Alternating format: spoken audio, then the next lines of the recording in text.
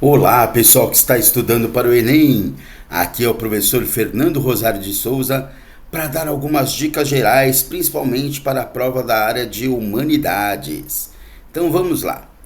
Primeiro lugar, você deve manter este trio em ordem.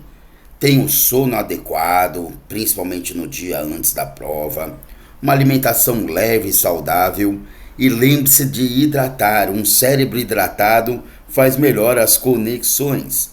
Então, quanto à hidratação e à manutenção dos níveis de glicose, inclusive no dia da prova, leva lá a sua garrafinha de água, leva lá a sua barrinha de cereais, seu chocolatinho, de maneira que os níveis de glicose e os níveis de hidratação não prejudiquem o seu raciocínio e o seu bem-estar.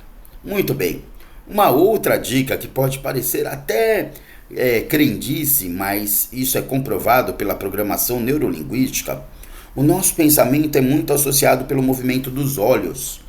E não é para ficar olhando na prova de quem está do lado, não, porque você pode ser desclassificado. Deveria ser desclassificado se fizesse isso.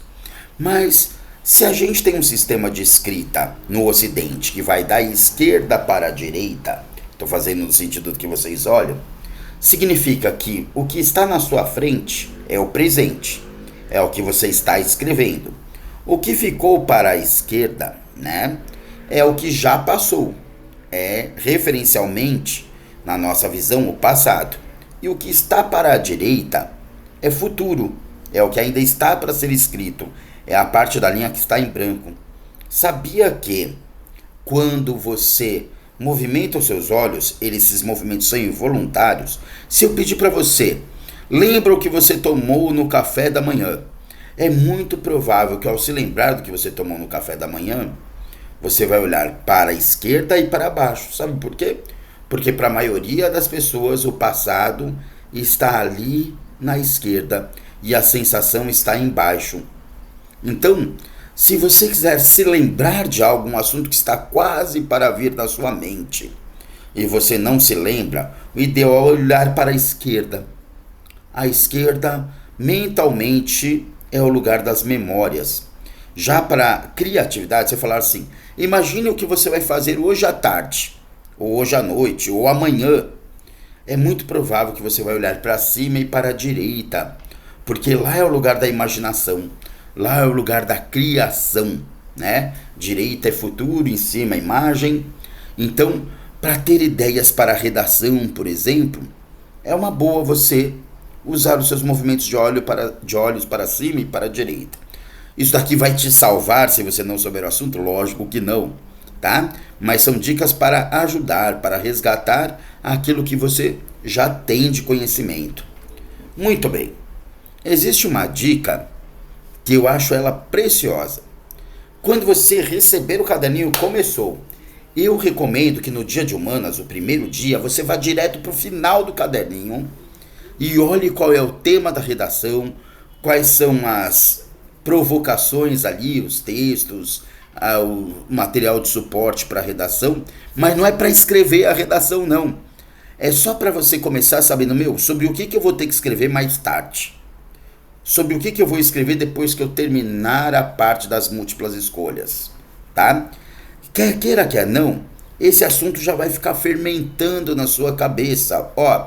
O tema vai amadurecer na sua cabeça durante a prova. Quem sabe, durante a leitura dos textos, você não vai ter algumas ideias, alguns insights. Pode ser até que em alguns textos que estão usados nas questões de humanas, você possa usar de suporte para a sua escrita, se tiver a ver com o tema, se você conseguir fazer alguma conexão. É o tempo de você ir decantando a informação que você teve logo no começo. Então vai lá, não fica muito preocupado em fazer a redação, mas saiba qual é o tema da redação, para de alguma maneira ele ficar de fundo ali fermentando na sua cabeça. Lógico que isso, se você não for uma pessoa ansiosa, que vai ficar o tempo inteiro falando, nossa, mas eu não sei o que escrever na redação, e agora? Não. Você tem que saber administrar isso daí, ver o tema da redação, deixar ele ali de fundo, fermentando, eu vou me preocupar com isso mais a fundo na hora que chegar a redação, mas eu já tenho algumas ideias para começarem a ir brotando aqui. Muito bem. Uma outra dica, lembra que o sistema de correção do Enem é o TRI, né?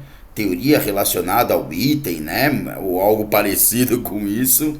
E eu quero que você saiba que se você acertar as mais difíceis e errar as mais fáceis, o TRI vai achar que você chutou. E às vezes ele está certo, né? Muito bem, você até pode chutar. Só que você precisa acertar as fáceis. Então, eu recomendo que você vá fazendo a prova. O que for fácil, você já responde para ganhar tempo.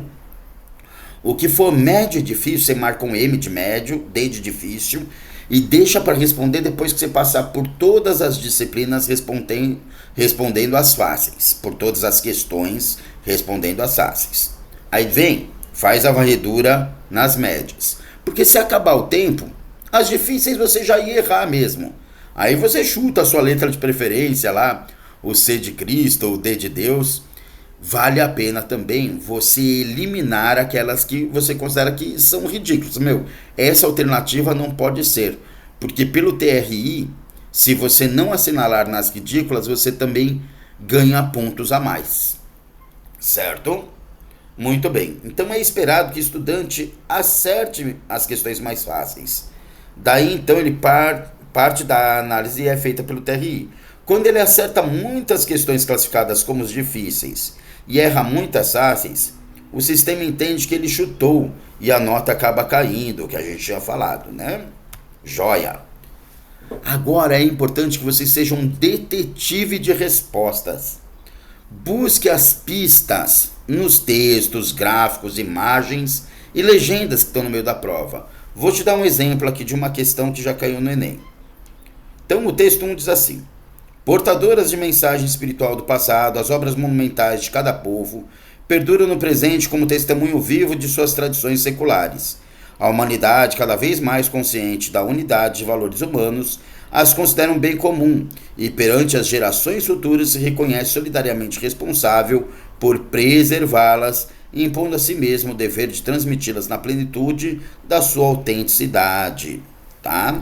Então, Carta de Veneza aí. Texto 2. Os sistemas tradicionais de proteção se mostram cada vez menos eficientes diante do processo acelerado de urbanização e transformação da nossa sociedade. A legislação de proteção peca por considerar o monumento até certo ponto desvinculado da realidade socioeconômica. O tombamento, ao decretar a imutabilidade do monumento, provoca a redução de seu valor venal e o abandono, o que é uma causa ainda que lenta de destruição inevitável. Manual do Patrimônio Histórico. Escritos em temporalidade histórica aproximada, os textos se distanciam ao apresentarem pontos de vista diferentes sobre o que? Gente, mesmo que você não saiba do que está se tratando, vê aí as alternativas: ampliação do comércio de imagens sacras, substituição de material de valor artístico, políticas de conservação de bens culturais, defesa da privatização dos sítios arqueológicos ou medidas de salvaguarda de peças museológicas. Você poderia ficar em dúvida em duas, né? Então, as políticas de conservação ou as medidas de salvaguarda. Por esse texto aqui, parece que está falando que o tombamento reduz o valor venal e gera o abandono. Então, não sei o que ponto essas medidas de salvaguarda estão totalmente cumpridos. Vamos tentar ser o detetive das pistas? Olha lá. No texto tem palavras perduram, preservá-las, proteção, monumento, tombamento, patrimônios históricos. Ainda que você não tenha muita ciência do que o texto se trata, são palavras, são termos, são expressões que falam a respeito das políticas de conservação, né? Então, é essa que você deve assinalar se você foi um bom detetive. Gente, lembra que tem um ditado árabe que alguns atribuem a Sêneca, um filósofo romano, que diz que sorte é quando a preparação se encontra com a oportunidade. que vocês estejam cada vez mais preparados para serem cada vez mais sortudos na vida. Um grande abraço e um excelente exame.